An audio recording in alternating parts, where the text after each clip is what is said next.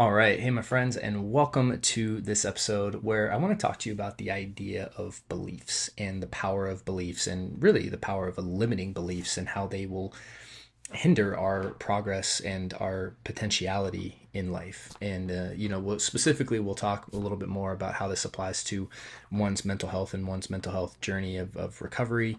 But this really does apply to every aspect of your life. So you can take what I'm going to talk about in this episode and apply it to literally your relationships, your finances, your health, your mental health, right? Your work, right? Career, all this stuff.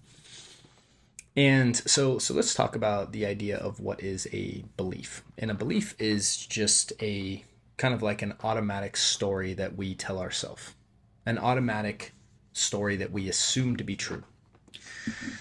Now, how do we know something is a belief versus something that's just like a universal law? Well, because there are such things as just universal laws that whether you believe in them or not is they are going to impact you. So like gravity, for instance, is something that is universal. It applies to everyone equally and it doesn't discriminate, right? It's a law.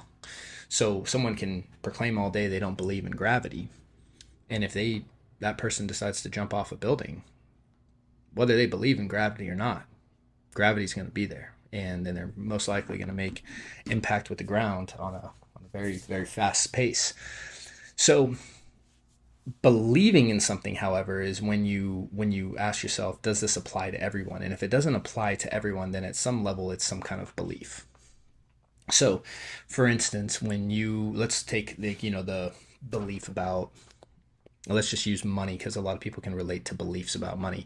And once you realize that your beliefs about money actually are the driving cause of your experience with money, then you really start to understand the importance of this kind of work, especially when it comes to just like your beliefs around your finances. So if you believe that money is this scarce resource, right? That money is hard to come by, that money is, that you being rich is bad, right? That money is the root of all evil. If you have these kind of scripts, you're not going to allow money to come into your life. Okay, yeah, and it's like if you believe these scripts, you unconsciously like don't want money to come into your life because these beliefs will never allow money to come into your life. If you believe that rich people are bad, right? If you just inherently have that script that like rich people are evil, rich people are bad, and you believe being bad or evil is bad, you'll never allow yourself to become wealthy because you unconsciously think that you're bad if you do, right? So if you believe money's hard to come by, right, or money is scarce, there's not enough to go around, the reality is you then can take that belief and juxtapose it against, like, go to, let's say a beach community where you have houses that are, every house is north of $10 million, right? Or even in California where I live, like if you just drive, like the average just regular house, is over $1 million, across the way. Every house you look at, essentially, right? And so, and you look at that and you're like, okay, so these houses that, like, these houses are $10 million by the, or $20 million, by the beach that overlook the ocean. Someone, was able to acquire enough wealth to purchase that. And so, like, money was not scarce for that person. Okay, so the idea that money is scarce is not a law. It is a belief because it doesn't apply to everyone. So then what you realize is, because it doesn't apply to everyone, if I'm holding on to that belief, is the only thing that makes that apply to me. Because I ultimately, while you may not necessarily have chosen your beliefs consciously when you were a kid, because a lot of times we just take the programming of our parents or our environment growing up, but you realize, like, it's just a program. It's just like a computer script. It's something that you can, once you become aware of it, you can delete it, you can rewrite it, you can choose a different belief structure, you can choose a different way to perceive the world, right? So the idea that believing is seeing, right? What you believe, you will see. If you believe money is scarce, you're going to see scarcity in the world. If you believe money is abundant and opportunity is everywhere, you will see that in the world, right? And this is so when I worked on my own kind of abundance consciousness of just trying to see the world abundant, when I walk around, I see how abundant, trees are. I see the abundance of colors. I see the abundance of life everywhere. I choose to look at that stuff and see that. And because I'm perceiving that, I just believe the world to be abundant. I believe in the idea of abundance, in not just in money, but in like air is abundant. I can just breathe it in anytime. And so if you feel into that feeling of abundance, your whole way you see the world changes. All of a sudden you start to see opportunities different places, and so on and so forth. So let's shift this idea to the idea of mental health. And this is really such an important idea if you really lean into this in your own recovery, because what you tell yourself about yourself is just that. It's just something you tell yourself about yourself. It has no bearing in reality. So when when it comes back down to the idea of like recovery from OCD and anxiety, so a lot of people will just operate under the belief that it's not possible to recover from OCD and anxiety. Okay, so let's just take that belief and we'll deconstruct it. So if I'm operating from the belief that it's not possible to recover from OCD and anxiety, then number one, any program or any intervention, any coaching, any guidance that you receive, you are not going to implement wholeheartedly, because the underlying fact is that you believe that you can't be successful. You can't achieve the desired result because it's impossible. Right? So that's like saying like it's impossible for me to make, X amount of dollars. No matter what book you read, no matter what person you work with, no matter if you just inherently believe this is impossible to do, it won't matter. You won't do it. Not because it actually is impossible, simply just because you believe it's impossible. Right? So like Henry Ford famously said, right, whether you believe you can or can't, either way you're going to be right. Because the underlying message, the auto-suggestion that you're just telling yourself again and again and again is this is impossible. I can't recover. And a lot of times, this belief that we had was from some person or something we just read online that we just have carried around with us. Some, therapist, some, person on Reddit or a blog said, I've had OCD for this long and it's not something you can recover from. That's it. That's the whole reason you believe that. See, me, like, one of the things that I would equate to a big driving force in my success with my own mental health journey. And, success is such a subjective idea. Like, I'm constantly working on expanding my consciousness and, learning how to do so. So, I mean, like, I don't know what that even means, to be honest, but when I look at where I was when I was, let's say, 19 and where I am now, it's two completely different people, so I know what it's like to be stuck in that loop, and I know what it's like to break out of it, and I know how to break out of it and how to stay out of it, and so so what you call recovery, even then we can get so lost in the semantics of stuff. But my point being is I believed from the jump that I was going to recover, that I was not going to keep living like this. And it didn't matter what anyone else said.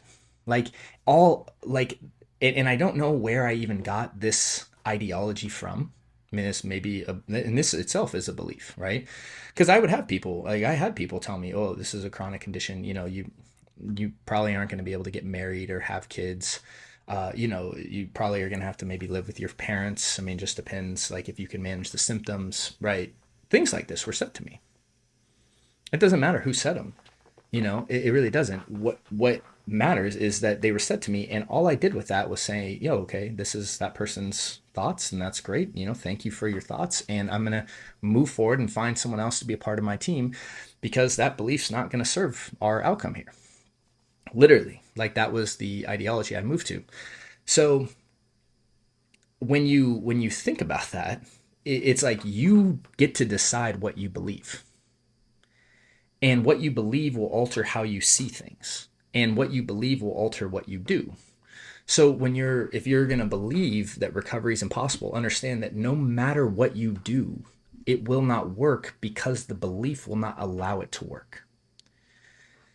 However, if you believe that you are going, your recovery is not possible, it's inevitable. It can't not happen. Okay, it is on its way to me. It is unfolding as we speak.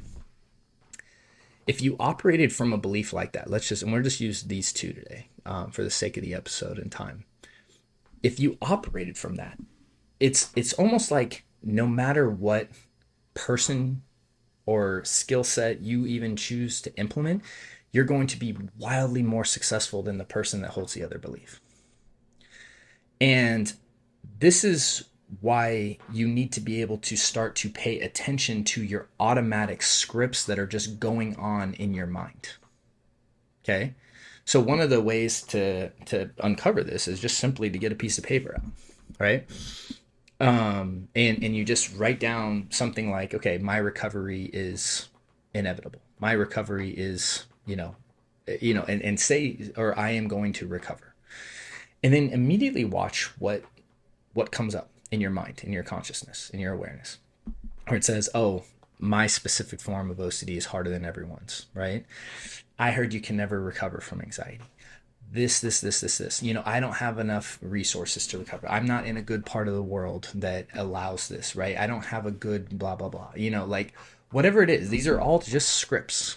They're all just ideas that you hold on to. And if you begin to realize that these ideas are the very thing, these beliefs are the very thing that are preventing you from being successful, by becoming aware of them and beginning to deconstruct them, beginning to choose beliefs that allow you to expand into a completely different perception of the world, your life will change. It really will. Your life will it can't not change. And again, you can try this with something that's not related to your mental health. If you are a person that walks around in scarcity and always sees all the things that aren't available, so oh my gosh, there's no jobs. Oh man, there's no people to date. Oh man, there's no whatever it is. If you just see there's no money, if you walk around seeing the world like that, try to just start shifting your mindset to starting to see the abundance of things. Like when you walk outside, look at how many leaves that there are. When you go into staring the ocean, look at how vast the ocean is. When you see sand, when you start to try to find abundance, start to really say, I'm going to perceive the world as abundant. And if you started to really even just make that one shift right there, things would open up for you, So, and this is why belief is at the center of your success. And one of the things that I think I did early on was I just had this belief that I knew I was going to get better. It didn't matter what anyone else said. You know what I mean? No one's story was going to overpower that idea. And all I needed in my own journey was to see one person that had recovered, and if it was possible for them, it was possible for me. Other people, they can see 100 people that recovered and one person that didn't, and they'll say, oh, see, that person didn't, now I'm not going to. This is what I'm talking about here. This is the central message that you need to get from this. It's not your external reality or what anyone says to you or any of that dictates your success. It is what you decide to believe internally and hold as true for yourself. You can be the person that looks at 100 people not having success and one person that does and says, okay, I'm going to just mirror that one person. Because if it's possible, it must be possible for me. Or you could see 100 people having success and the one person that doesn't, and anchor into that and say, oh, you see, that's probably going to be me too. Literally, that's the difference in someone that's successful. Because, me teaching someone a AAA response at the end of the day, or going through the Taking Back Control program when I'm working with someone, most of what I'm doing is helping the person with their beliefs. the skills and the tool sets, if not operated from the correct beliefs, are in some ways meaningless.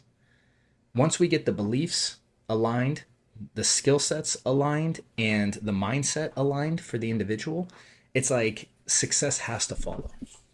So that's just what I wanted to talk about today. I know this is a little lengthier, but I hope this was helpful and I hope this was beneficial. And with that, I wish you guys a great day and great week as always. And if you're looking for help and guidance on your own journey to recovery, I have some links down in the notes for some resources, or you can head over to restoredminds.com and check out for yourself some of the things that we can provide for you. So with that, wish you guys all great days, great love, and all of that, and see you guys soon.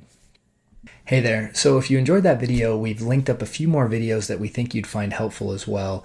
And if you have found this helpful, we'd really appreciate your support by liking and subscribing.